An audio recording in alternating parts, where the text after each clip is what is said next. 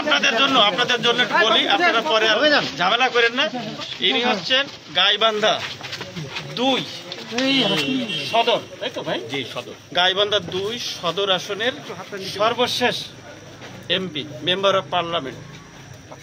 ওনার নামে গাইবান্ধাতে মামলা আছে, সেই মামলার রেফারেন্সে আমরা ওনাকে এখানে পেয়েছি, আমরা নিয়ে যাচ্ছি। আবার দিনাজপুর সদর থানা, কোতোয়ালি থানাতে থাকবে।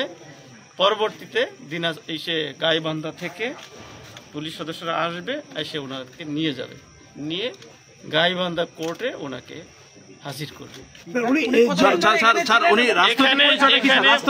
মার্চ মাসের, আপনারা কি প্রশ্ন করবেন আমি বুঝি, জেলা আওয়ামী লীগের উনি কোন পদে আছে স্যার? শোনেন, উনি গত মার্চ মাসের 1 তারিখ থেকে এই বাসায় আত্মগোপন করেছিলেন। আওয়ামী লীগের কোন পদে ছিলেন বলে দেন, আপনি বলেন। সাংগঠনিক সম্পাদক জেলার গাইবান্ধা জেলার সাংগঠনিক সম্পাদক ছিলেন, ওনার মুখেই শুনলেন।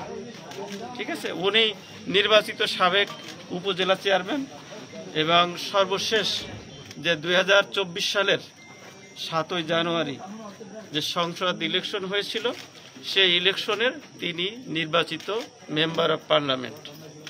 তিনি গাইবান্ধা জেলার কয়েকটি মামলার